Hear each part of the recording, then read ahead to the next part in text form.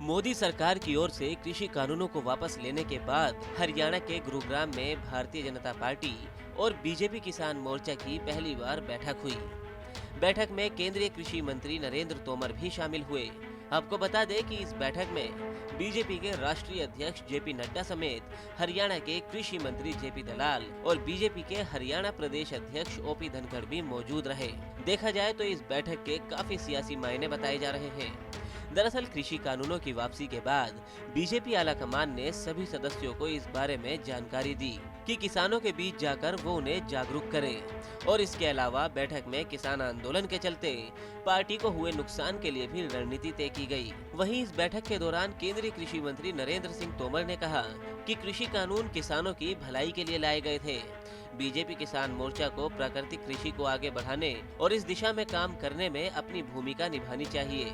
पिछले दिनों उनकी जो भूमिका रही, कार्यक्रम रहे, वो भी बहुत प्रशंसनीय हैं और आने वाले कल में किसान मोर्चा भारतीय प्राकृतिक कृषि पद्धति को आगे बढ़ाने में अपनी भूमिका का निर्वाह करे। इस प्रकार की बातचीत हुई है, उस दिशा में वो लोग आगे काम करेंगे। वहीं दूसरी तरफ बीजेपी किसान मोर्चा के राष्ट्रीय अध्यक्ष राजकुमार चहर ने भी इस बैठक पर प्रतिक्रिया देते हुए कहा कि यह बैठक चुनाव को देखते हुए नहीं हुई है। ऐसी बैठकें समय समय पर होती रहती है। 5 राज्यों के चुनाव हैं और फिर 5-6 राज्यों के चुनाव फिर नवंबर में आ जाएंगे। लेकिन ये जीत और हार का प्रश्न नहीं है। इसे कोई अपनी जीत या कोई अपनी हार की दृष्टि से न देखे।